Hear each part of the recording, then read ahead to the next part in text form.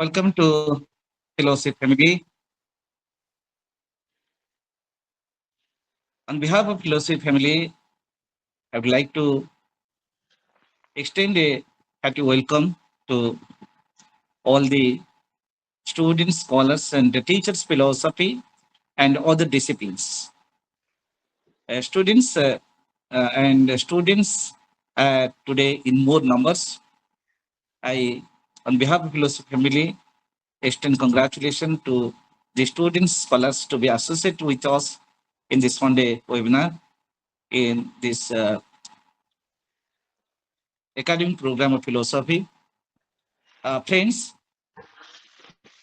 today we have a very good occasion that we have, after a long time, we have invited one promising student of philosophy to be with us in this Sunday webinar to philosophical thinking with us. Today, I welcome Ms. Zuha Asai, Thank you. a student of postgraduate department of philosophy, Government Women's College, University of Kashmir, Srinagar. And you know, Miss Zuha is a very promising scholar who always engages herself in reflective thinking, in philosophical thinking. And Dr. Pramod Kumar Das, during his visit to Kashmir University, has discovered this a talented student of philosophy. And we extend our gratitude to Dr. Pramod Kumar Das for his connectivity with Ms. Zuha Asai. And today, Ms. Zuha will present her talk on exploring philosophy, a journey into fundamental. And with this, I welcome all the senior professors of philosophy like Professor Hamidullah Maharaji, Professor Radha Berasar, Madam Professor Roma Wani, Professor Avinash, and all others with students of Srinagar University, of the University of, of Kashmir, Government Women's College Kashmir. I welcome everybody. And today we have a very beautiful topic that Juha will explore. Her topic is exploring philosophy. You know, man is a man is preeminently thinking being, and without thinking, man cannot exist. And his thinking power enables him to reflect on so many fundamental questions. And man is not satisfied only by questioning. The reflection and wonder behind the questions make him more thought oriented and philosophical to find the conclusion. And you know, the conclusion that man reaches through the process of thought is very fundamental, it's very philosophical. And the philosophical thinking and reflection is instinctive to man. It makes him, it takes him to move from a complex questions to towards the simple answer, simple conclusion, and to establish a fundamental conclusion, a fundamental truth. So today, I, on behalf of Philosophy Family, welcome Juha to explore on this topic. And today we are very happy that PG student is with us to explore her creativity, to explore her reflective thinking with us. And I welcome Professor Dr. K. Omnarao, the main architect of Philosophy Family, the host and convener of Philosophy Family, to be with us. I welcome Professor Dr. K. Omnarao, the regular moderator of Philosophy Family, whose philosophical thinking and the reflection always inspires all of us. We have with us many stalwarts of philosophy of our country. I welcome them, and I welcome Juha to present her talk on exploring philosophy, a journey into fundamental questions. Welcome to Juha. Thanks so much. Welcome, Thank Juha. you. Thank you so much. Assalamu alaikum wa rahmatullah. Good evening, everyone. In the realm of thought where shadows play, philosophers ponder night and day. What is the essence, the truth, the way? In silence, wisdom finds its way. The stars above a cosmic dance. In their light, we seek our chance to understand, to grasp, to see the hidden depths of reality. In every question, a mystery lies. In every answer, a new surprise. The path to knowledge, winding and steep. In its journey, our soul find peace. With reason's torch, we light the dark. In every thought, we leave a mark. For in the quest of what may be, we touch the edge of infinity. It's a poetry written by me, as I've always been inclined towards poetry. And that's how I've started my journey of philosophy. Poetry has compelled me to study philosophy. And I first started studying Allama Iqbal, and he's been the source.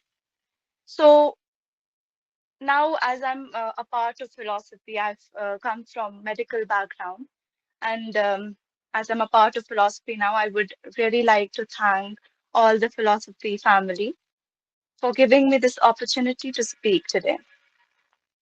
Starting with Iqbal, he saw philosophy as the criticism of the whole system of human thought, aims, and values.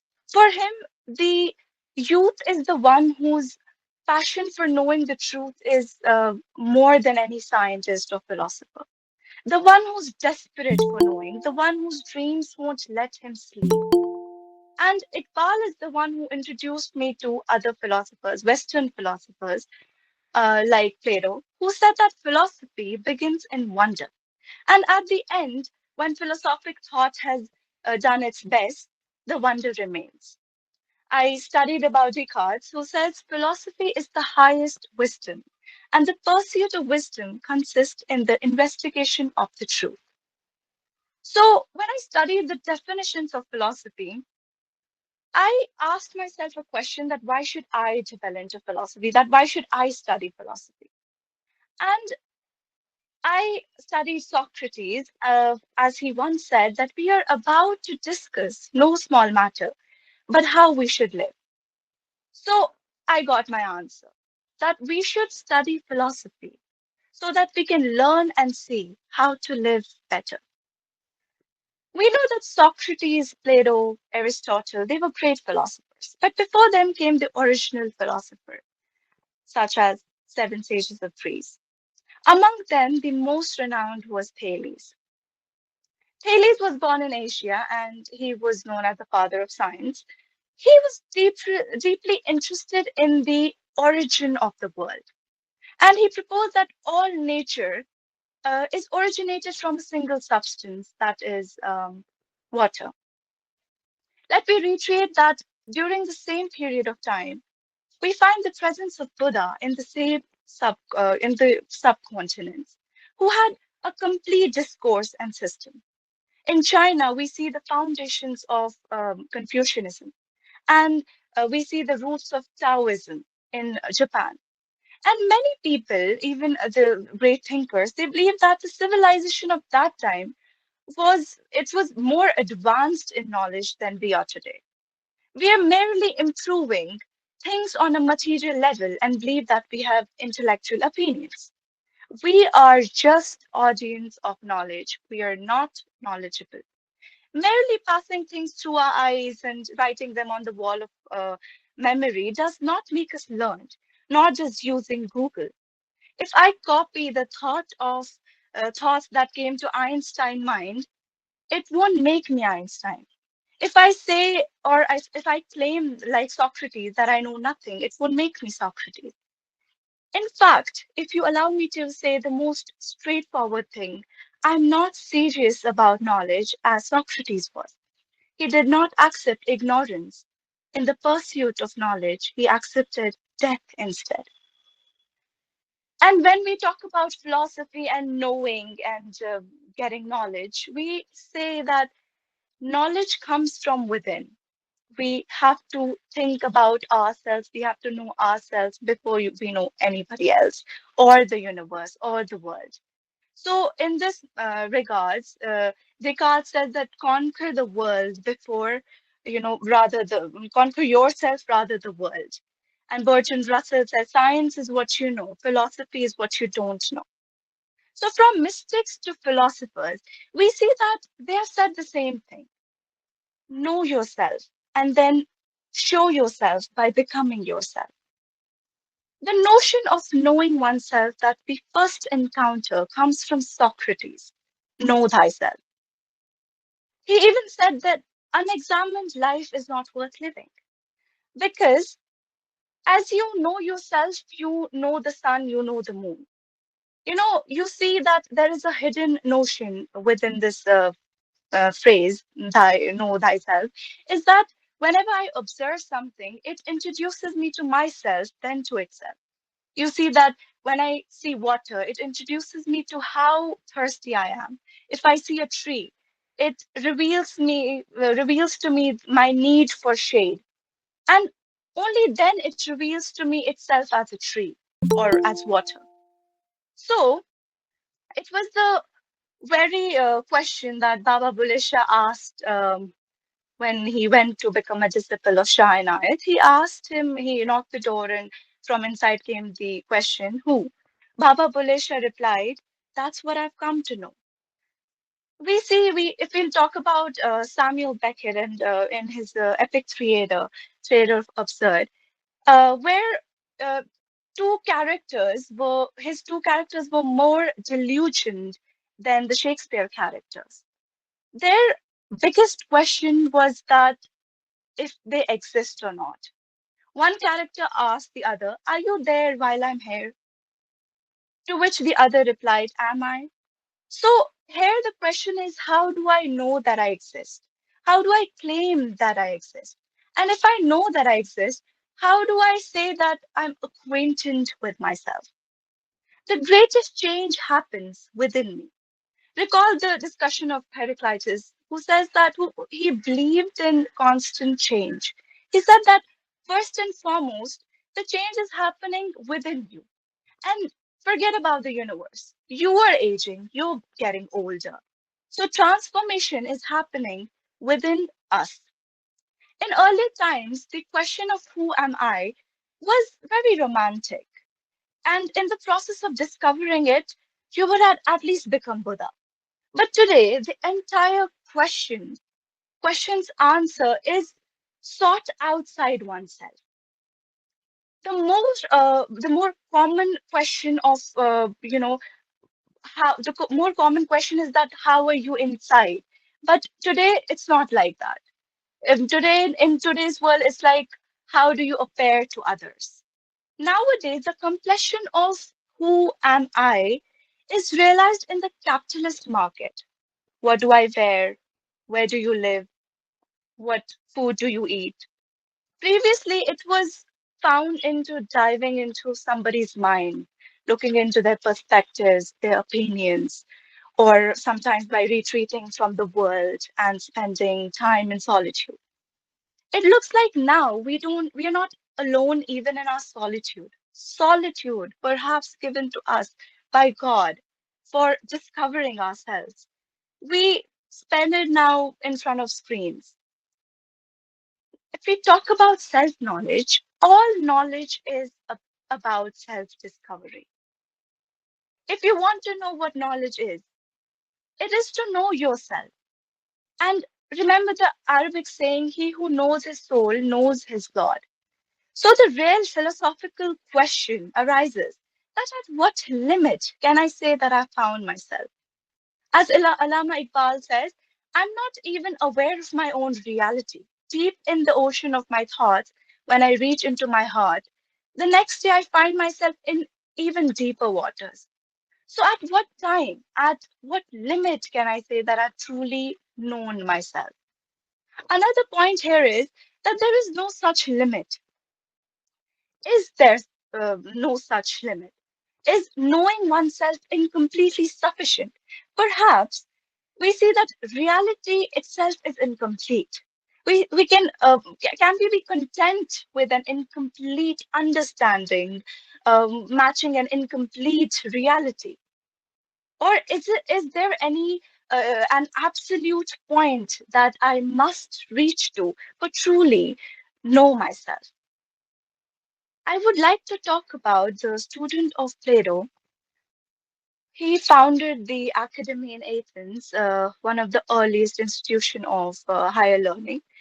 His writing explored justice, beauty, equality, and he introduced us to the theory of forms, where he suggests that material world is uh, a shadow of higher and truer reality. There is a perfect idea in our brain, and through which we try to understand this universe. From this, it becomes clear that visible universe uh, is conditional, not real. The universe that we see when we explore it, we know that it's declining. We know that there is disorder in it. We know that there is change in it. And how can change be understood? Therefore, we need some permanent ideas. We need some permanent uh, pictures. We need some perfect ideas in our mind. And where do these perfect ideas come from, especially in a world full of change? According to Plato's famous notion, perfect ideas exist. They already exist. We might already have the best uh, ideas or in our mind that is allowing us to understand this universe. Another point that Plato was trying to make is that if we consider this universe real, we are content with its forms. If we believe that universe is real, we are satisfied with its appearance. But it's not like that. You see that an empirist might consider the form real, but a rationalist knows that the form cannot be real. They seek the essence. The difference between form and essence has also appeared in our tradition of Sufism, where we are content with attributes also, but we know we seek the essence. We try to seek the essence there. Now, the to make a judgment about the essence, I should have a perfect idea stored in my mind. I'll state about Aristotle, who was a student of Plato. He has made significant contributions to numerous fields, such as logic, metaphysics. He was interested in politics and natural science. His empirical approach to classification system laid the foundations for modern science. And Aristotle famously said, "Knowing yourself is the beginning of wisdom." This suggests that true understanding and wisdom starts with the deep and honest awareness of one's own nature, strengths, and weaknesses. You see that societal norms, they tell you that choose a subject and excel in it. I'm totally against of it. Why should I see the whole universe through a small window? If if you see the great thinkers, they haven't studied a single field. They were interested in many fields. Pythagoras, he was working for wounds right in 530 BC.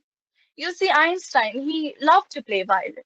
Now, if a doctor doesn't know that he can also write poetry, if a philosopher doesn't know he can be a doctor, a mathematician, this is what we have done. This is what societal norms tells us. Nowadays they tell us to choose a subject, choose a field, and excel in it. And that's not how we should actually work. That's not how we can get to understand our own potentials, our own true self. However, if you limit yourself to, you'll stick to one subject or area of expertise, you might not fully uncover your true potentials and or your capabilities. So being confined to a single discipline can restrict your growth and self-awareness. In a sense, don't confine yourself to one path, to one single path, because you have to explore and learn from various fields to truly know yourself and to have a greater wisdom. The influence of these philosophers extend to modern times, as we know, and the idea of reasoning, ethics. You talk about the nature of the universe. They have shaped the contemporary science. They have shaped the philosophy and even political thought. The principles of democracy, critical inquiry, and scientific investigation owe much to their work. The different forms of knowledge in various civilization is that knowledge manifests itself uh, in different forms across various civilizations, and different civilizations perceive various types of knowledge nowadays. You see that nowadays it's understood that if a scene passes through the eyes and reaches to the mind, it's called knowledge. You see that if a sound passes through the air and reaches to the mind, it's known as knowledge. These are just these are the most basic forms of knowledge, limited to memory. And memory is a part of mind where mind itself is quite shy while observing. So if I consider knowledge as an active relationship between subject and object, I might say that's knowledge. That's just something that we call knowledge. The type of knowledge widely discussed today is logical positivism, which involves observing only those things that exist and can be reasoned through logic. This is referred to as logical positivism. Then we say that this is a popular method in the West for understanding knowledge, that in the West, knowledge is understood to be those things that can be logically positivized or that are logically positive and so on. But when we come to India, only those things are considered knowledge that enhance our consciousness, that expand our conscious experiences. It teaches me to see a flower like Galib. It teaches, it to perceive sorrow like Mir, and to remain silent like Buddha. If we go further to East Oriental areas and the Oriental locale of knowledge, we have the next example from China.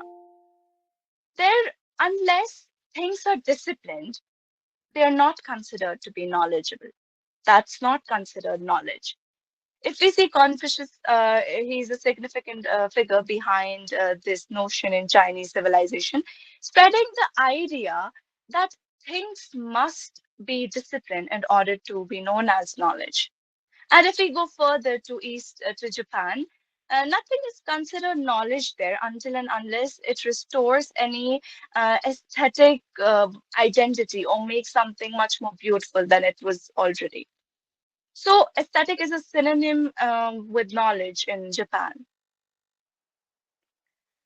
Now, in Egypt, when you talk about Egypt, nothing is considered knowledge until and unless it's magical or mystical. This is a profound concept, and the same concept, mystical quality, that it's the same quality that compelled the great thinker Pythagoras to come to visit Egypt to seek knowledge. He went there to find about numbers and how they signify.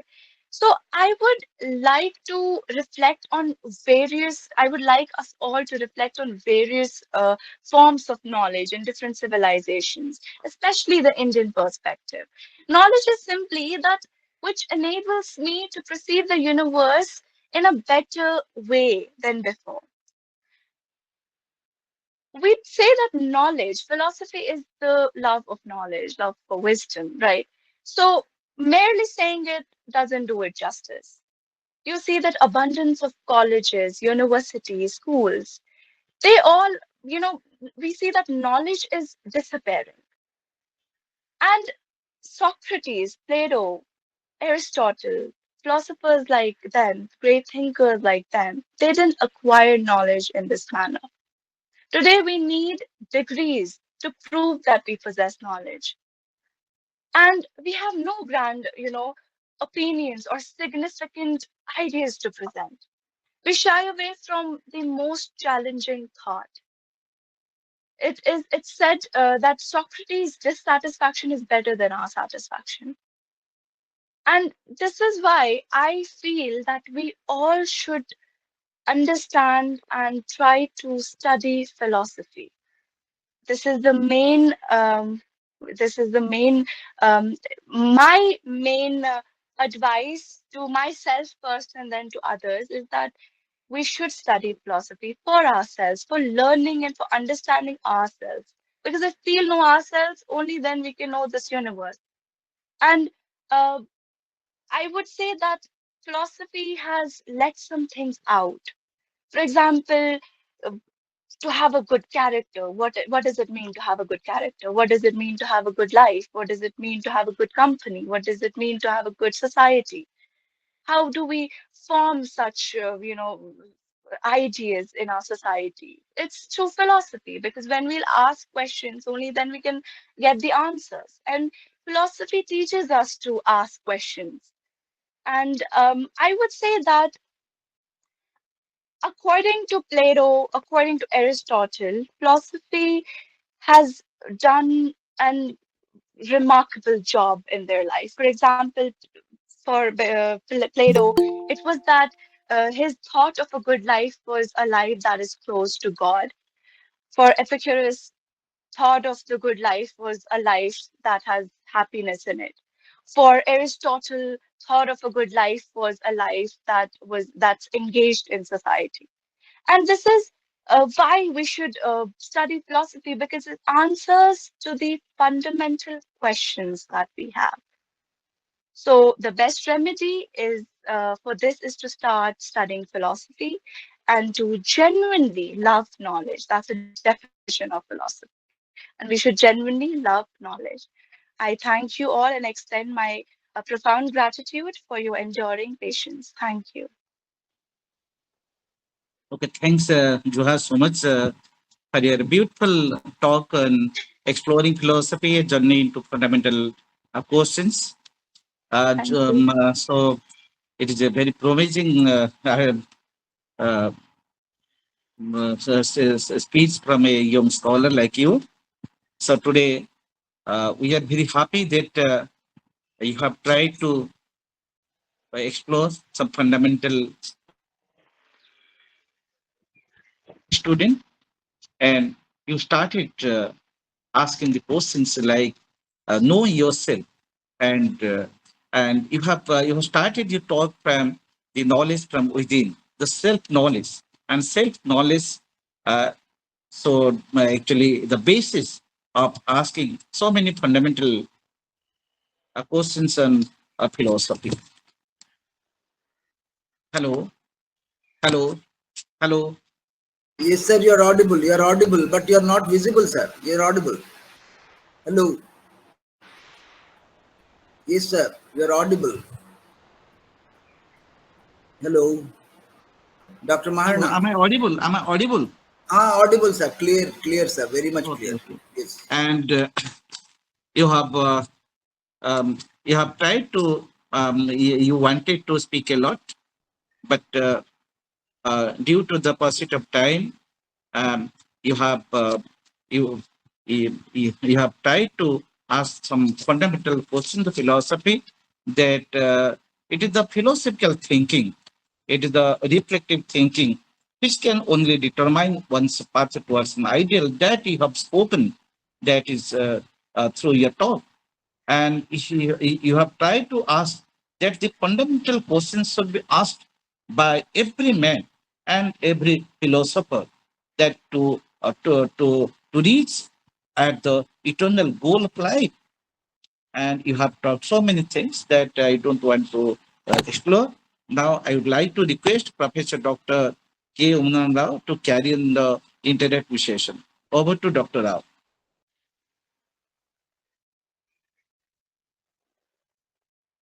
Dr. Rao. Yes. Thank you. Thank you, Dr. Maharana, and I also thank the young scholar, Zuha Asai. Well done, Juha. You are in the post graduation um, but still the level of confidence and the way you try to express yourself in very clear terms, and I think you're a promising scholar and you can do wonders in the time to come. And well, you have Thank you. also very nicely tried to bring in the levels of understanding, and you are very much right that philosophy is much about asking fundamental questions and dealing with those questions. And the basic thing that you try to point out is the levels of knowledge and and knowing who am I or who I am. So that is the most fundamental question that we normally don't take care of, and look at the external world, the relative world, the finite world, and we get so much involved with the external world and we simply forget the basic idea, the basic question, the basic, okay, who am I? So that is the most fundamental question that we need to be concerned about. But because that knowledge about who am I gives the most impressive knowledge, and it is the highest knowledge which Juha claims in this platform. And let us take this uh, open for an open discussion in the platform. So, with these words, we have with us many people, scholars. Uh, but let me start with Dr. Avinash Srivastav sir to comment on queries whatsoever and also suggestions. Professor Srivastav. Yes, sir. Namaskar, sir. Please welcome. Namaskar. Thank you very much, sir. And I must first congratulate the youngest scholar from Srinagar, and Thank she you. has delivered a poetic uh, way of knowledge which started from within and came busted out to we audience. I really congratulate from the core of my heart for a brilliant talk.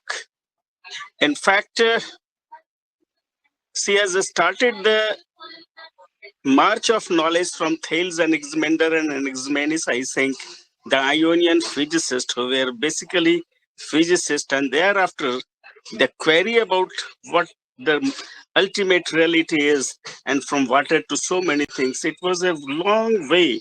But for your information, when the sun of civilization was yet to dawn on the western horizon, India was teaching the world from his own vision and own insight.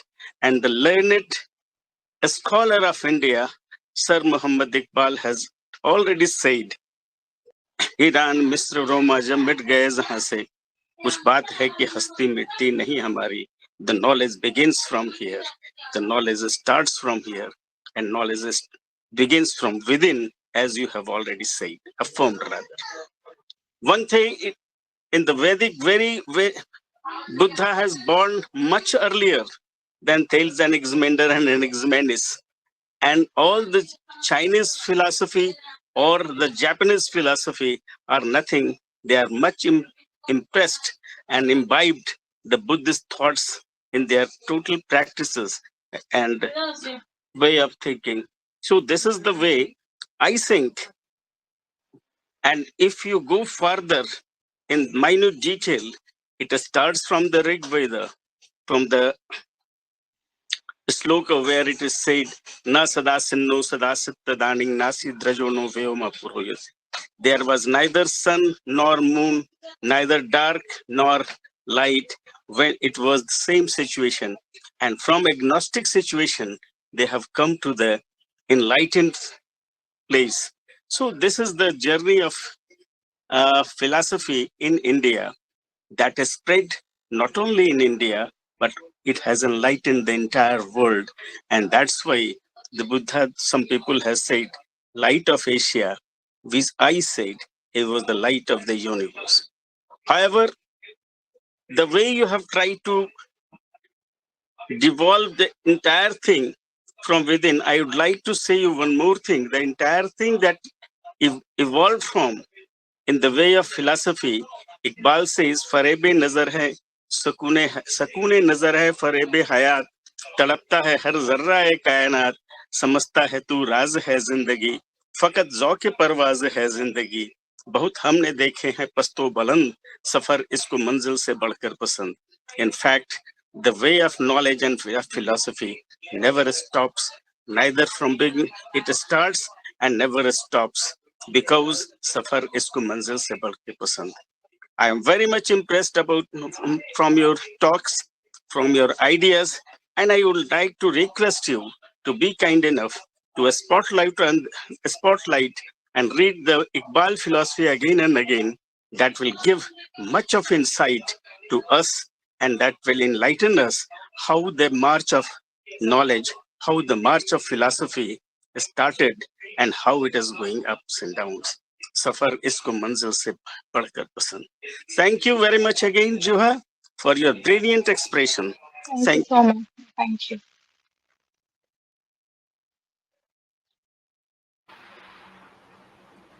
Thank you. Thank you very much, Professor Srivastav. Well, we have with us Dr. Hamidullah Marazi, sir. Well, I request him to have his words.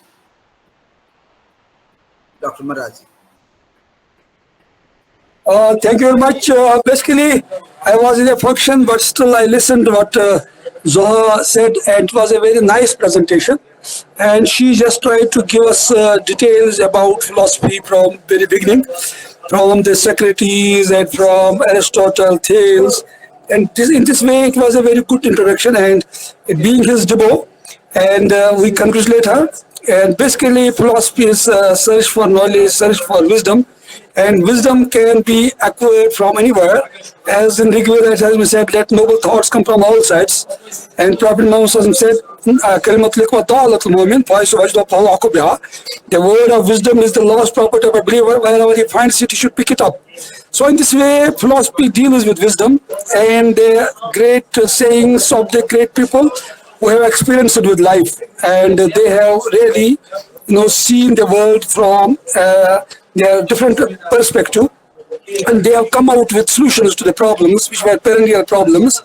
What is life? What is death? And what is time?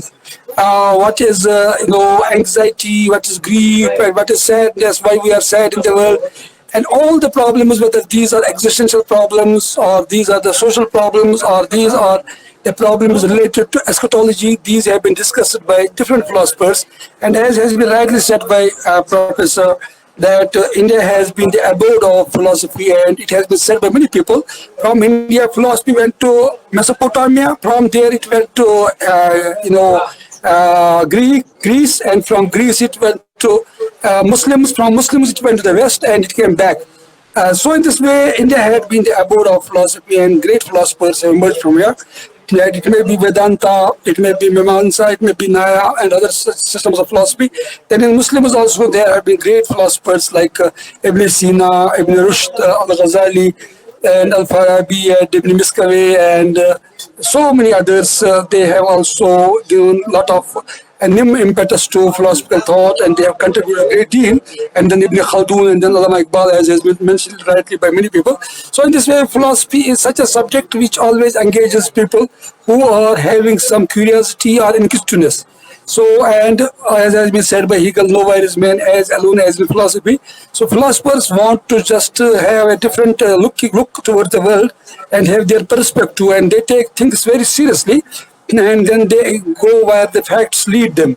So in this way, this presentation by our very young scholar and student, Ms. Zuha Asai, so it was a very good beginning of her bright career. I congratulate her, and I also I am very thankful to Professor Das Sahab, Professor Rao Sahab, and all other great professors of philosophy and philosophy family who have provided her chance to express her views in such a very beautiful way. And she had a lot of confidence, and we hope that her future will be very bright, and other students and scholars will take, they will take also some clue from her, and they will also present their views before this great august family of philosophers. Thank you very much once again.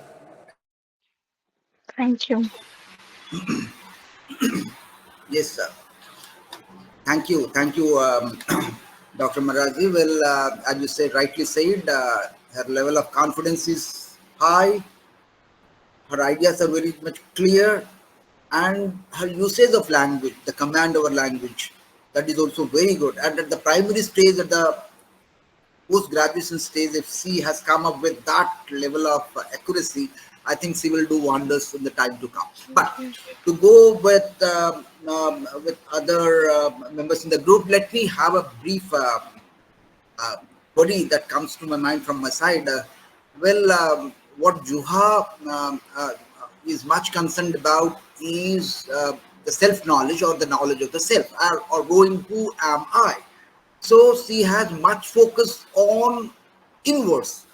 She has she sets her focus inwards. So, but then if we look at the developments in science or the scientific developments, the focus is outside. So, in the scientific age, we have lost an inner focus. But from what I could learn from Juhas, her focus is mostly on inner world, knowing who am I, unless and until, as is rightly said, unless and until I understand who am I cannot understand the something whatever is outside me. Okay, I cannot have an understand a true understanding, a true picture of what that lies outside me.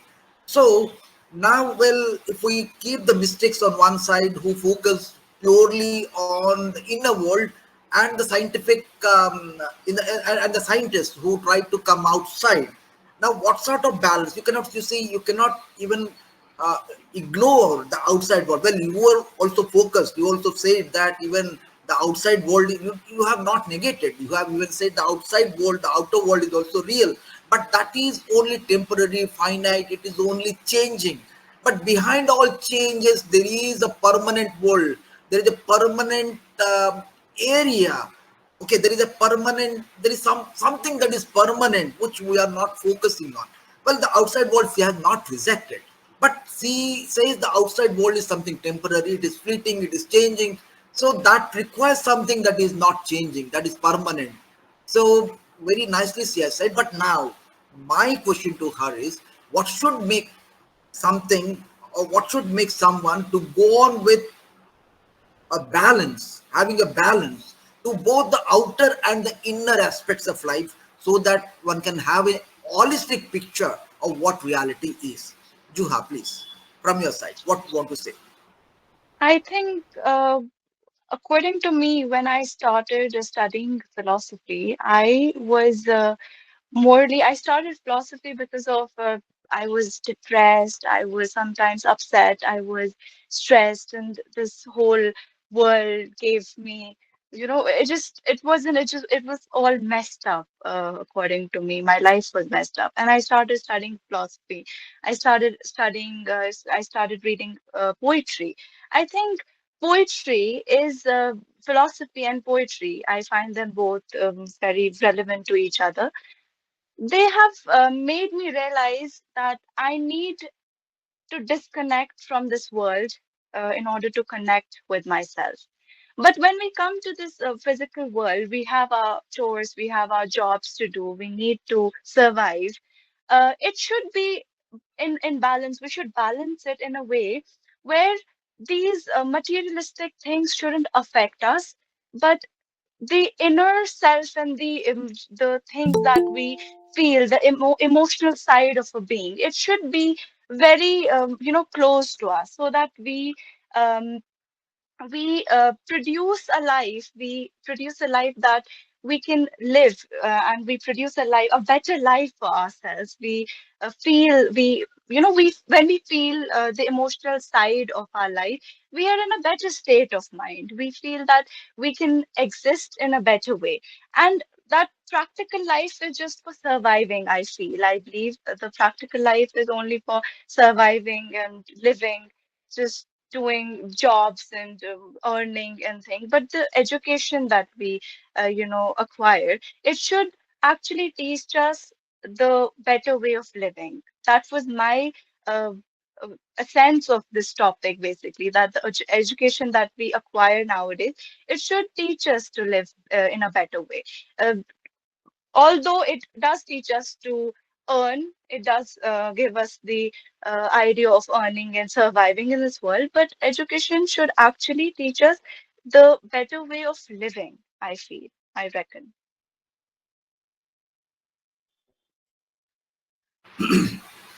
Yes, you have well, very beautiful response. Well, the line that you asserted, really, it's a beautiful line. Having a set of problems in life, you felt that having a disconnection with this world to establish a connection with your own self. Okay, so having a connection with your own self, the disconnection from the externalities, that has become a real pathfinder in your life. And this is a beautiful line, and I appreciate the level of understanding that you have, that well, we are subject to a lot of problems, but the way you try to locate yourself amidst the set of problems, that in order to be out of the problems, you need a sort of disconnectivity with the problem in order to connect yourself with your own self. Okay, so that's a beautiful understanding of life itself. So hats off to you, very beautiful Thank understanding. you. Thank Thank you you. so much. Well, Pramod sir is, Balab, he is on the frame. Okay, because he wants to say something. Otherwise, he comes towards the last. But now today, he is also interested. Huh? I'll call her. I'll call her because she's from that land and she loves life, and she loves how one should lead a good life, and she is the master in that. So I request Roma madam to be to have her words. We'll Well, have your words at the last. At the last. yes, good evening to all friends, Namaskar, family. madam. Namaskar. Namaskar, namaskar. Good evening to all the family members. And really, today I feel at a disadvantage, after listening to Dr. Kailash Chandra, yourself, Om Narayanji, and Dr. Srivastava, and Maharaji Saab. I mean, all the golden words have been taken away. So, what do I say to Zoha? Huh? But Zoha, you have really spoken very well about what one Thank needs you. to do to understand the world. And the questions that we were trained to explore by the spiritual leaders, as you all know, I'm not a historian, but I believe in the story of history. So I'm more of a storyteller than a historian. I may not be able to name the great philosophers of the world, but I know what they were talking about. So, Zoha, the questioning is very important. And as you rightly have told us, who am I? Because that is what will make me to understand myself as related to the outside world. But there are always three other questions that go with who am I? Who am I? Where did I come from? What is my purpose here? And where shall I go? So these questions then lead us to understand our existence. But philosophy is more than just questioning.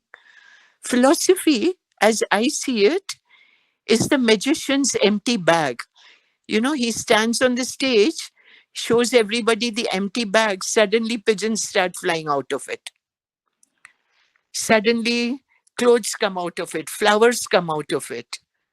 What is that? That is the strength of our vibrations. And you happily and very honestly told about your own experience of why you got into philosophy. Now, this is where you will understand what philosophy is all about. You were in that stage where you were, you call it depression, but I would say, okay, it's a period where we cannot handle our obstacles, but you got over it because suddenly you philosophized. You said, Array, this is something I'll get over via such and such thing. So, philosophy is more than just questioning, it's also a trick of existence, happily, or at least, facing our challenges and obstacles by philosophizing. Like my favorite words are, this too shall pass. Yes. My 4 words of philosophy are, this too shall pass. Of course, they're not originally mine. They've come down through a lot of spiritual leaders and guides and seers. So these 4 magic words take me out of many a situation. So philosophy is actually looking at our difficulties of existence and then coming up with these fast liners that will give us the courage to go on, because life is basically to live, you know, life is to live. And so today, your presentation, your response to Dr. Om Narayan, and um, success is yours. I'm telling you, you Thank only you. have to go on and on and on. And as I always say, the motto should be never given, period. Never given. And the other thing I always encourage, be prepared, because that is what leads us on, be prepared for the worst Yes. and yet work for the best.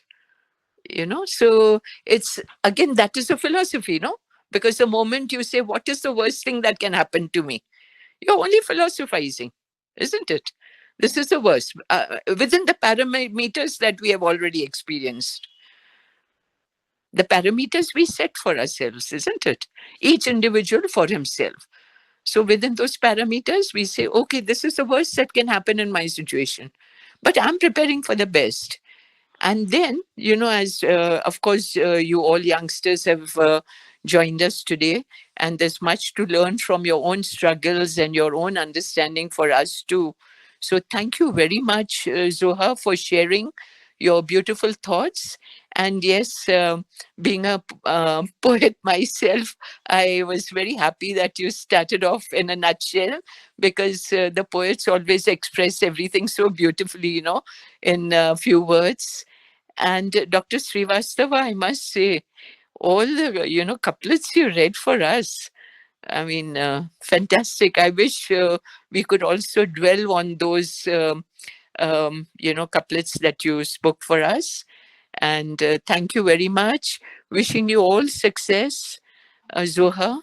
And Thank I you so hope you will, keep connectivity with our family, and looking forward to hearing more from you. Thank you, Dr. Om Narayan, for allowing me my thoughts. Namaskar. Thank you. Thank you so much, madam. Your words, as usually, they carry a lot of weight. And we do love your words because the way you express a divine flow follows from your words. And as you have rightly pointed out, having a set of problems, a basic understanding that the moment will pass away, that is the way to live. Okay, so if you are stuck with something and you have an understanding that this moment is going to pass, so that gives a connectivity to your own self, because you are very much clear from the externalities that problems, the challenges, they are not permanent, they are going to pass away, they are going to fade away. And that understanding keeps you alive and keeps you connected with your own self, and makes your life flow on in all normalcy. So this is again a great understanding. Thank you so much. So from Thank you. Buddha, some Buddha we have understood. So desires, okay, the cessation of desires, the annihilation of desires, that will ban all sorts of sufferings. And from Juha, we could learn a beautiful line that you are under a set of problems, disconnect from the world to establish a connectivity with your own self, and that will find you, that will give you a path to move on, to go on, to practice what comes from within. Thank you so much, Juha. Thank you, Roma Vani madam, for your divine words. Thank you so much. My Well, we blessings. have, thank you so much, madam. We have with us Pramod sir. You, yes, sir, sir. Yes, sir. Radhan, I am going for Radhana, sir. Ha, ha. Ah, sir. I request, yes, said by our admin, Dr. Radhanath Dera sir. He's from mathematics, but he understands life. So, and I request him to briefly have his words and also any queries if he has for Zuha. Radhanath sir, please. Welcome, sir. Namaskar. Namaskar, Dr. Rao, and all members of this philosophy family. I am, so to say, an intruder into this realm of philosophy. Not being a student of philosophy at any part of my life, but then I was accidentally introduced by a famous book of Bertrand Russell. I used to know him as a student of mathematics who delved very deep into symbolic logic, a part of pure mathematics. And then my fascination for Dr. Radhakrishnan dragged me to know more and more of Indian philosophy, particularly Vedas, Upanishads, etc. So with these two giants behind me, I think I feel confident that philosophy can be adopted as a fascinating subject. Apart from your own calling, you can you may not be a philosopher. You may not philosophize a situation, but you can look at philosophy as your guide, as your consolation, as your stepping stone, and so on.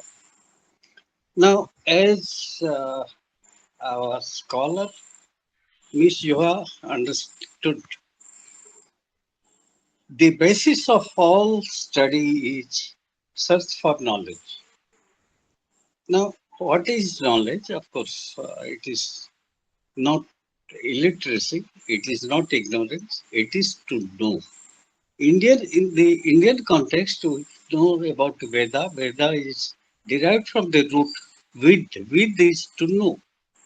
The more you know, the more knowledgeable you are, the better human being you would be. So, Miss Juha started with a sort of poetic homage to different poets, equal being one. And I am reminded of T.S. Eliot, the uh, poet of poets, who philosophized his thinking into poetry. He was a friend and a philosopher, a student of Bertrand Russell, and Russell, Ezra Pound influenced him deeply. He used to say, mere information is not knowledge, mere not knowledge is not wisdom. So philosophy, Plato defined as love of wisdom. That is one part. The second part is, as Francis Bacon defined knowledge in a different manner.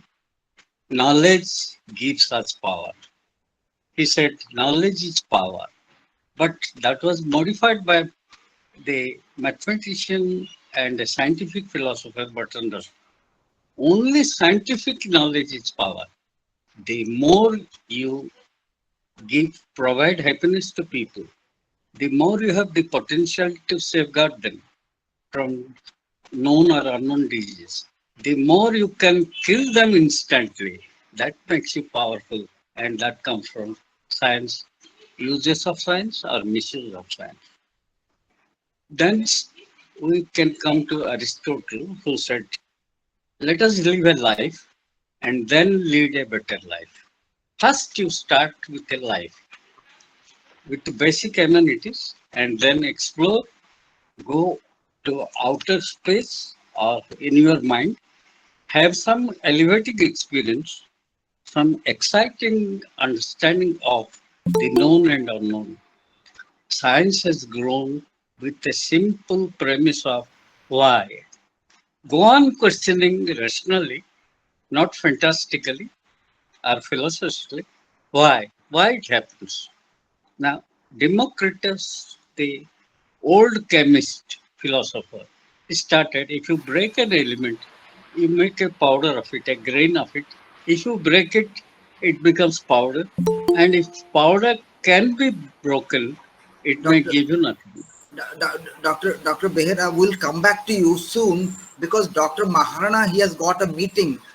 Okay, Okay, let us have a few words from him because he said me he will be leaving the meeting that's at right. That's 7:45. right. Give, So let let us let us give let us give him a clap and then he will welcome him. then he can leave. That's Then right. we That's can right. come back to you, Doctor. I think I became a sort of man from mathematics, No, forgetting that mathematics I'll is come the to you back, sir. no. I'll come to Uh, you soon. I'll come to you soon, Doctor that's right. Maharana, because Thank he is you. scheduled to leave the meeting at 7:45. Because if he has something to say, Doctor Maharana, please. Otherwise, we'll move to Doctor Behra, Doctor Kailas Maharana, because he said he will be leaving the platform at 7:45. Okay, I don't think he has anything in store for us. Okay, or he is busy elsewhere. Anyway, Doctor Behra, please continue then. Please continue. Please continue. Dr. Behra, Dr. Radhanath sir, please. Radhanath Behra sir, please Okay. continue. Yes, yes, yes. Continue. Thank, thank you for the pleasant interruption.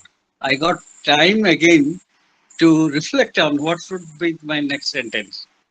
Now, the question is, when you say that Aristotle started with this simple premise, our life, we should live a life and then lead a better life. First is food, merriment, occasional, say,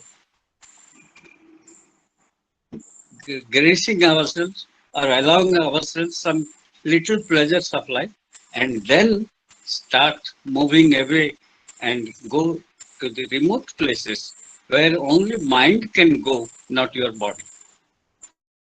So there is a difference between life of body and life of mind.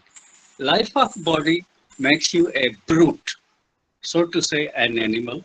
From that animal existence, you have to move to the outer space called life of mind. And that is a most fundamental part of our existence. Why should I exist? What role should I play?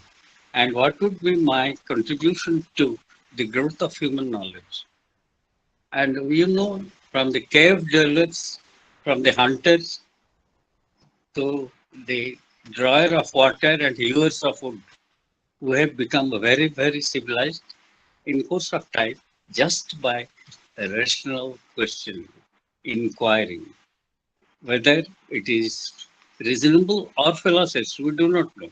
But then we try to give questions, put questions, and I'm sure Miss Juha would not be content with merely putting questions. Why? She should also try to probe into the answer as far as according to the life of her own mind. This is a brilliant thesis, and she has done excellently well. But because she is too young to deal with such an abstruse subject like philosophy, Socrates used to say, by all means marry. If you get a good wife, you will be happy. If you do not get a good one, you will be a philosopher. But from the beginning of youth, if one starts questioning these things, goes or delves deep into the abyss of knowledge, he or she will remain single, cut off from the world. And that is not desirable. To make a man complete and integral whole, one has to be a man of society, a practical man, and then he can detach himself like the sannyasis of the past and go on inquiring into the deeper questions or fundamental questions. So that's why I say many, so far as the count goes on, there are there are very few women students who opt for philosophy because that gives them reasoning. Philosophy depends on reasoning, and most women are by instinct, by birth, emotional, and not very, very real or rational. That's why they are not less attractive to deeper things like science, mathematics, even philosophy. They are interested in uh, liberal arts, drawing, painting, and so on and so forth. The small things. That is the inbuilt capacity of a woman from the childhood, because uh, psychologists, even the medical men who deal with the dichotomy of our brain, they divide into two parts, left hemisphere and right hemisphere, and they made several sectors, and each sector is assigned a job. Women are very competent in the so far as the liberal arts are concerned. The left hemisphere of the brain is very functional, very active. So with all these things, I think I'm not boring you, Miss Joa. So uh, Not at all, move sir. further. Move further. You may have your life, because these deeper questions will automatically come to you in course of time, and don't be afraid of them. Go on putting rational questions, and also at the same time read as much as you can, find out the answer by yourself, because as Buddha said, no one is going to help you. Stand on your feet, work out your own future. That is the best way to live a good life. Thank you very much. Thank you so much. Thank you. Thank you, Dr. Rao, Dr. Dr. Behra. Rao, Yes, yes, I think Joha's father is present here, so please yes, invite yes. him. Okay, Juha's father, if he's present here, I invite him to have a few words in this forum, because his daughter has done a great job today. Beautiful address she has delivered. So please, sir, please, if you are here in the platform, please have a few words in this platform, sir. Please. Namaskar, please, sir. Juha's father. Well, I don't find him. Um, Juha's father, Ashai. Mr. Farooq Ashai. Yes, I request Farooq Ashai to please have few words. If you, but if he wishes, otherwise I don't compel. There is no compulsion. But if he wishes, he can also add few words. Uh, we also wish to learn from him. Yes, I don't. Anyway, Ashai Farooq Shah, please, if you want to say something, please, sir. Farooq Shah. Okay, anyway. So, okay, now moving in line, Radhanath Bera sir also has pointing out Socrates, bringing in Socrates, has uttered a beautiful line again, much in lines with what Juha faced in her life, the struggles, the problems, and that made her to negate the externalities, to move inward, to find herself inside her own self. And that's how he faced life and tried to overcome the situation. And in the similar lines, Radhanath Dera said, sir said, taking Socrates, he said, if try to have a good life, if you are not having a good life, then you turn to be a philosopher. So if it is true to Socrates, then we have got a point to make it out. Thank you so much, sir, for giving this idea that the lines of Socrates. Well, we have with us our admin, Dr. Das. But before going to Dr. Das, because he is the final match finisher with beautiful lines towards the end, he has his own style of understanding. So we reserve normally to listen to him towards the last, because he makes beautiful original comments, and those comments come from the core of his heart.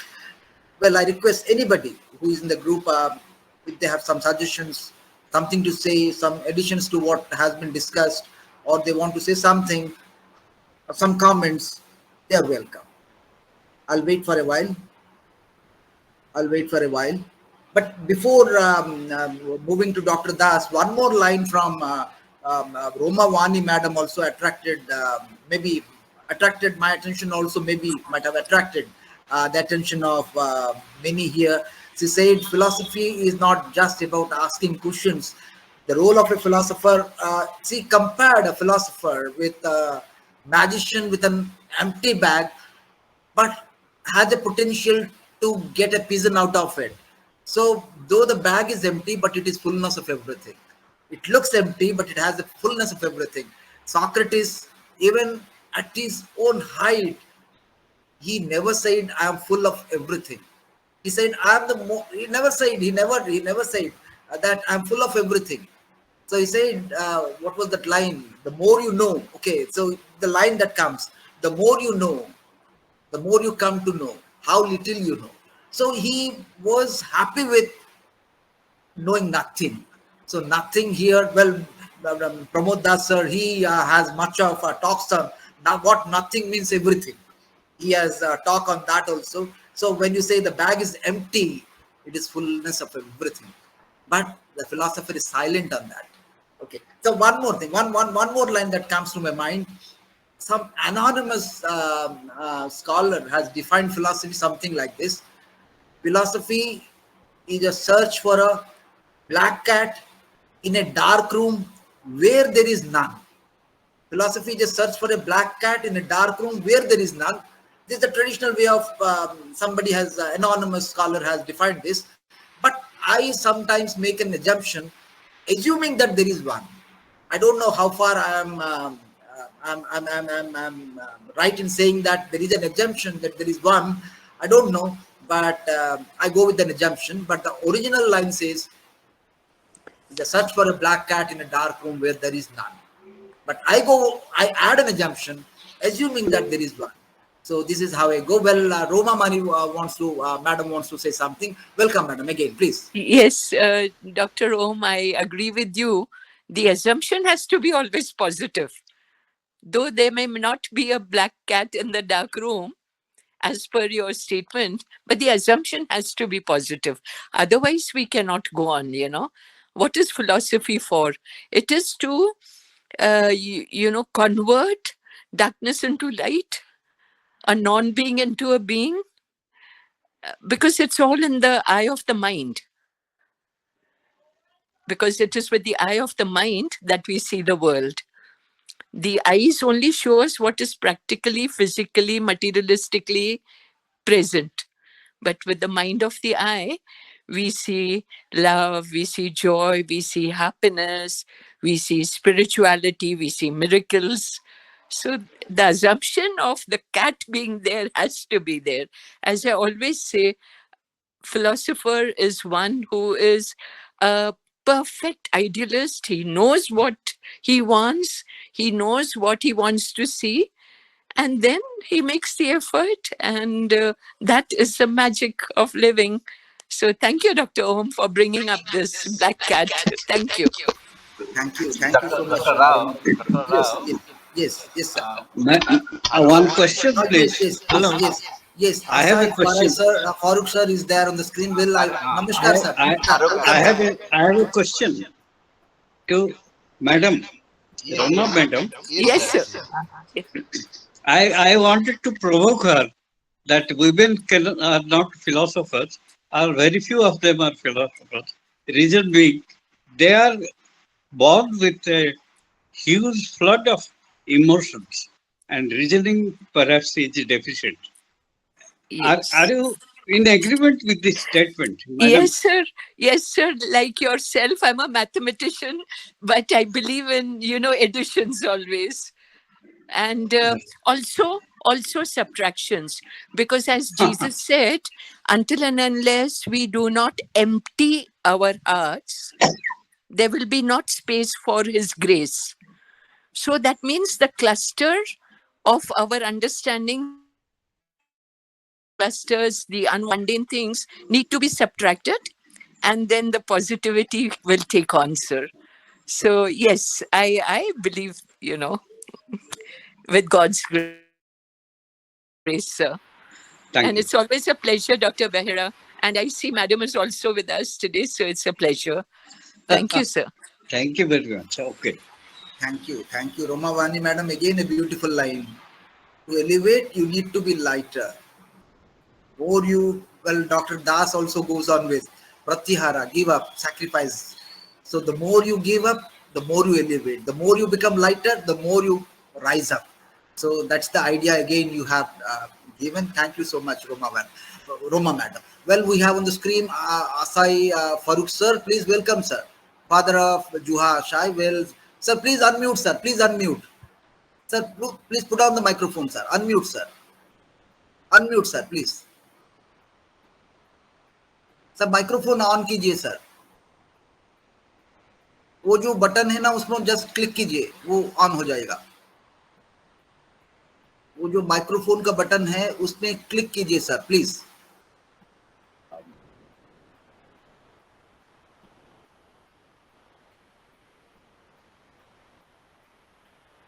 Maybe he cannot see the screen.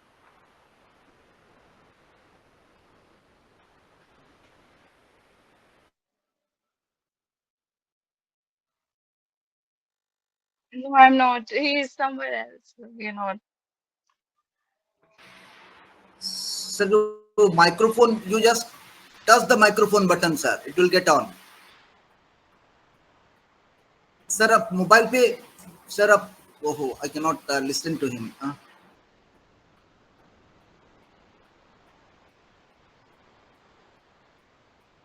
Okay Farooq sir sir, mic. Farooq sir, unmute yourself. Unmute. There is microphone button. Please press it. Yes, yes, yes, yes. Yes, Yes Now, sir, audible, sir. thank you yes, sir, yes. welcome, welcome sir, welcome, welcome, Sir, namaskar, welcome sir. I am highly thankful, sir, that you have given a chance, a good chance to my daughter. I am highly obliged and thankful, especially Mr. Das and you all, sir, and Professor Amit Saab. So I am also proud of my daughter. She has spoken well. This was her first speech before you. So I thank you all to give my daughter such a brilliant chance. Okay sir, thank you Farooq sir. Well, Juha's father also got emotional. Juha never looked like that she is delivering her first talk. There was a lot of maturity in her talk, and the responses are so mature. And I congratulate the father also for the Thank you very much. sir. You have a very nice daughter, very good at academics, and I think she will do wonders in the time to come. So Thank you very much. congratulations to you too, sir. Okay, Thank you so very much. Don't congratulate the mother, Dr. Om. yes. I also congratulate the mother. Okay, both. I congratulate the parents of Juha because because they have made Juha what she is today. She has a lot of maturity in her talk. Okay, and I see Asai Shah has got emotional. I see a bit of tears. Anyway, thank you, Farooq Shah. Thank you so much. Namaste, Thank namaskar, you all. namaskar. Sir. Well, let us move to our admin, Dr. Das. Let us move to our admin, Dr. Das, for his views, comments, and the final words. Dr. Das. Yes, yes. I am really happy and at the same time grateful to Miss Juha for presenting herself very nicely. It is beyond my expectation. It is beyond my imagination. I thought it would be good, but I think this is one of the best sessions of philosophy family this year. I appreciate the way she spoke. When really I am speaking that even professors can't. Her command over language, her clarity, her inclination for the subject, her conviction, her confidence, um, everything was wonderful, as Dr. Rao said. you. Thank And you. she spoke only 30 minutes, but she spoke the volume. She she is saying very simple things that the ultimate aim of philosophy and the ultimate aim of human life as well is to know ourselves, knowledge of the self. But what is the counterpart? What is the challenging fact? If this is the goal, then what is the challenging fact that obstructs us to have this goal? That is the external world that we face in where we live in the society, the government, the everything that is outside ourselves. That is the challenging factor. So man has two choices. Either he will go outside, moving around in the world, or he will come inside, come within to have self-realization. From her talk, I am guessing, and also she was telling me that her choice of area is Western philosophy, and she spoke from the perspective of Western philosophy. But very interestingly, whatever she spoke, that is also here in our Indian philosophy, as Professor Radhanath sir said, and Apina Srinivasanji said. Same thing, that is self-knowledge. I should know who am I. The same question is asked by the Indian philosophers, Indian philosophical scriptures, and also by Socrates, Plato, Aristotle, and others. So between these two realms, the realm within and the realm outside, this is a human possibility to make a balance, as Dr. Rao asked the question, how to maintain balance. So the point is that Zuha was claiming that the more we know ourselves, the more our knowledge of the world becomes comprehensive. And we have to accept that this world is subject to change.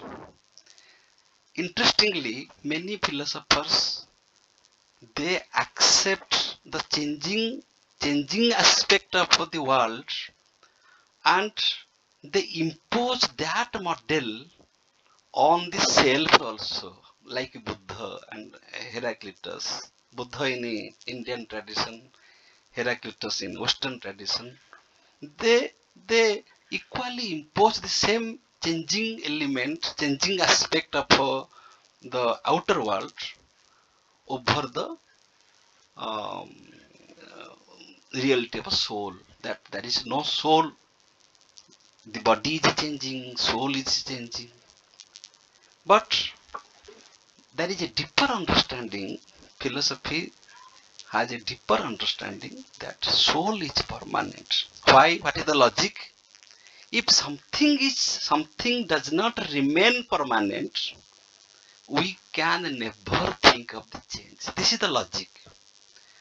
If you are static, if you stand somewhere, you can experience the movement. If something is permanent, something is the witness. The witnessing element, the witnessing factor must be constant factor. So then only we can understand the variables. So everything is passing away, everything is changing, everything is conditional. This can only be understood if we have a strong conviction that yes, there is something constant, permanent, not changing. This is the logic. Therefore, the soul is not permanent.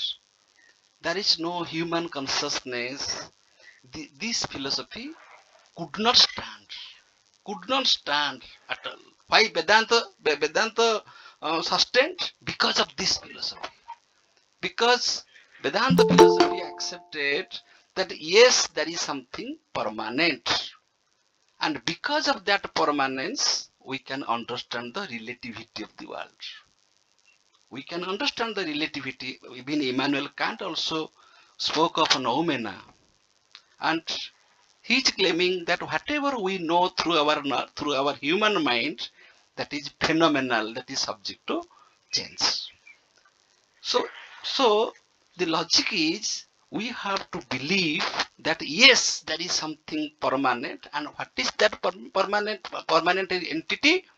That permanent entity cannot be known through the external epistemological models like perception, inference, comparison, verbal testimony. No, that can be understood, that can be realized only through intuitive process, that is self-realization.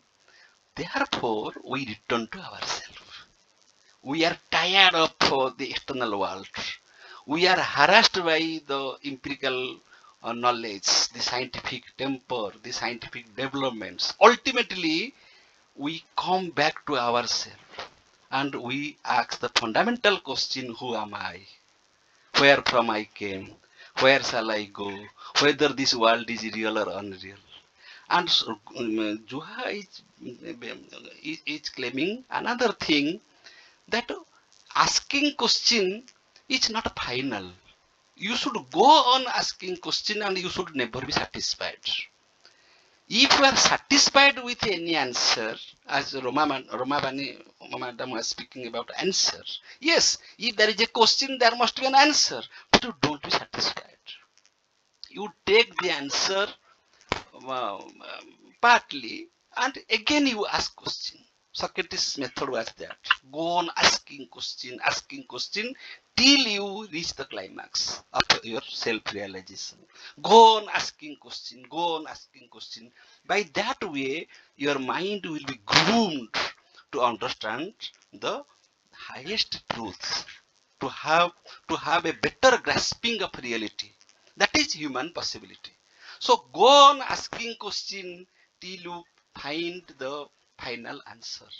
And Zoha is claiming that our emotional being is more important than our cognitive being, than our scientific being. That we should be emotional. If you are not emotional, you should not have no interest to ask questions. Therefore, philosophy is love of wisdom. That love is emotional. Wisdom is not sought by mathematical way. Wisdom is not sought by scientific way. That part is clear. That part is all right. But you do not stop asking question only because you have some emotional element in you. You have interest in delivering lectures. You have interest in studying. You have interest in asking questions. And you are never tired of asking questions. So Zoha was giving importance on the emotional being of a man.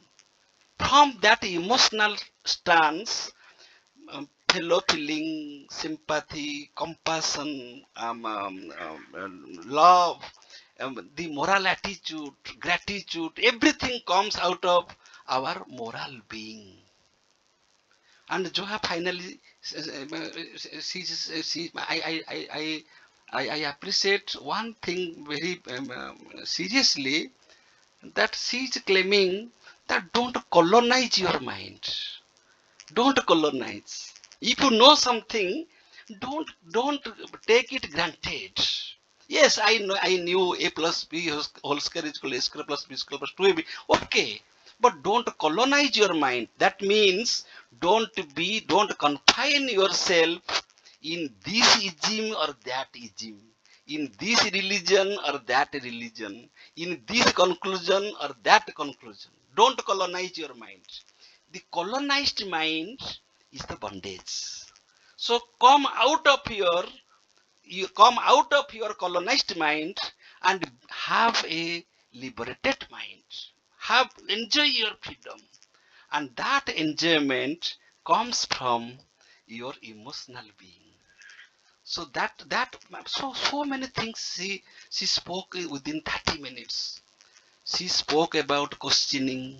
She spoke about emotional aspect of a human being. She spoke about the conditional aspect of the empirical world.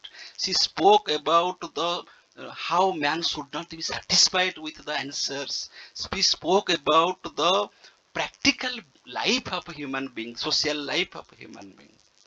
I declare, as the admin of a philosophy family, uh, if I have some knowledge in philosophy, I shall say this session is the best session of this year.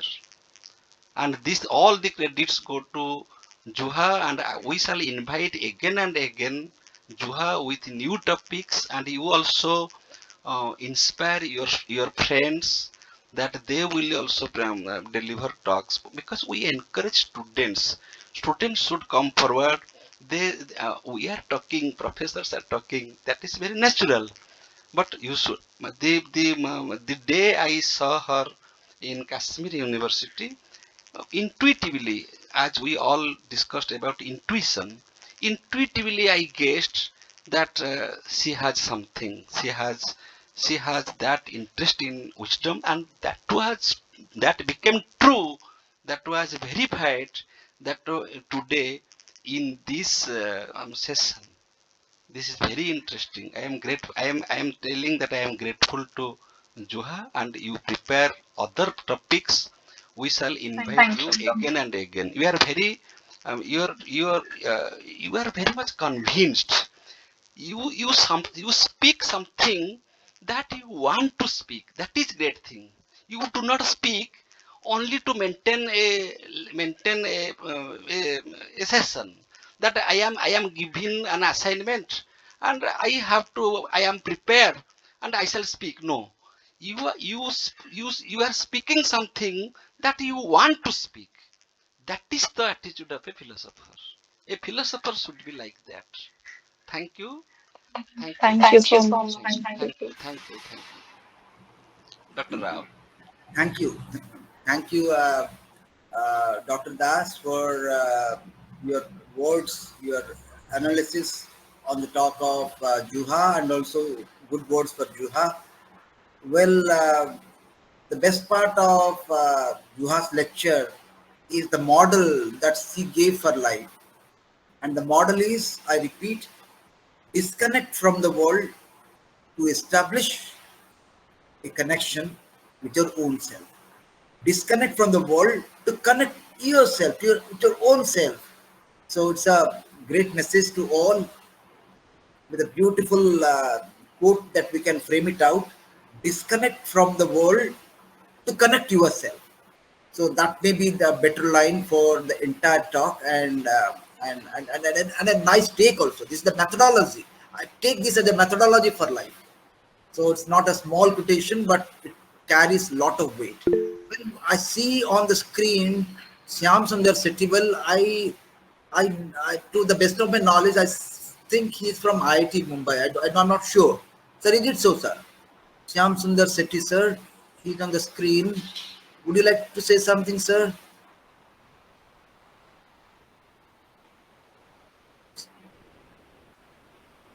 Yes, anyway. Um, Sir Shyam Sundar Sethi, sir, would you like to say something? Well, he has joined later. Anyway, he did not listen to the talk anyway. Radhana, sir, wants to say something. Yes. Yes, Radhana, sir. He raised his hand. A word for Miss Joa, Yes, sir, go on. because you are going to Go ahead, make sir. philosophy as your career, as a career, maybe teaching, something like that. Do not stop at understanding something very trivial. Try to go deep within what is philosophy, to know more and more about less and less. more and more about less and less. Thereby, you touch the absolute truth. Until then, do not stop. Your age shows the eagerness of mind. If it is being diverted towards the pleasures of youth, it may be possible because as the fervor of youth dies, wisdom begins. So, all the best. Come Thank prepared you for so the much. next and share with us your juvenile feelings because we old people have lost the zest for our life, maybe the zest for our living, and whatever we have achieved is next to nothing. We expect the undying continuity from the youth itself. Thank you. Thank you so much. Thank Dr. you. Rao, Sir, now vote yes, of now vote of thanks. Okay. yes. We had a yes, sir. We had a very good evening today. To start with, I never thought that a scholar, a PG scholar, would be speaking so nicely. Uh, I expected because if the scholar has come forward to speak, I expected, as Dr. Das also pointed out, that it would be good. But the clarity, the understanding, and the models that with which she presented herself to all of us, it is really, I think it's not an easy task, and I think she's on the right path. And if a bit of guidance she gets from good professors, she can do wonders. And as Dr. Das and Dr. Behra, Dr. Rao, yes, yes, I shall say this is an example for the whole nation. yes, this should go as an example for the students, the present day students, how they should prepare themselves for the lectures. Okay, even before getting into the teaching profession, she's not teaching it anywhere, and I could know from her father. And this is the first lecture, This and is this a is the first lecture, and the first lecture. lecture, and she is not speaking to her classmates. She is talking to Professors. teachers, talking to teachers where somehow even the present day, even we talk before our teachers, we fumble sometimes, but that sort of symptom I could not see in Juha. That means she is prepared and she is convinced to her own self first. Because she is convinced to her own self, the magic, she had an understanding that that magical spell will be on others too. And that happened. And that literally happened. That actually happened. And and here also her model worked because she, being true to her own self, she being true to her own understanding, she could bring everyone to her own fold. So that's how I take Juha. I congratulate her for this lecture, and Thank you so much. I see a great time for Juha. I request her, I advise her, whatever words I use her, let her use her time for better and better understanding of philosophy. As Ruba Wani madam said, that raising questions are important. Not just raising questions are important to philosophy, having responses, and from those responses, framing out better questions. So I say, framing out better questions to have a better understanding. And the process of understanding should never stop. This should go on. So the responses and the subsequent act of questioning, better questions, to finally reach at what you call your own self, the true self. So, with these words, I thank Juha for a very good lecture. Also, Thank you so thank much. her parents for making what Juha is today. I thank Roma Wani madam, who might have guided at some level, maybe even Dr. Marazi and all others, her teachers. I thank all of them, and also thank Dr. Pramod Das sir, Avinash Srivastav sir, and Roma Vani madam also had a good words for Juha, and also her observations are also very pretty, very nice, heart touching, and the words of Radhanath Beras are also they also throw a lot of light on how one should lead life. So, and others also, a lot of went on with Maran, and Juha was comfortable with all those positions, and we also agree the model with which he came in to the fold, and I think it's a good model for life. So I thank her. I thank everybody those who have Thank you. attended this session, and I also hope that Juha in the coming days, taking the help of Dr. Marazi, Roma Vani Madam, will prepare for another good lecture uh, Inshallah. for all of us. So with these words, I thank all the participants. Yes, Roma Vani Madam, please, want to say something? No, no, thank you, sir. Good night to all of us. And always looking forward to the youngsters because, as I mentioned to Dr. Das, when we hear them, then we know we are leaving the world in very capable Uh, hands. yes. So, good night, sir. Good night. Namaskar. Good night. Namaskar. Namaskar, everybody. Namaskar, everybody. So, with these words, yes, I also thank Syam Sundar Sethi sir, who is also on the screen. So, I thank everybody, all the participants, for making this evening so good, so beautiful. With these words, let us move to our admin for declaring the meeting closed. Thank you. Thank you all. Thank you. Namaskar, Thank you everybody. so much. Thank you.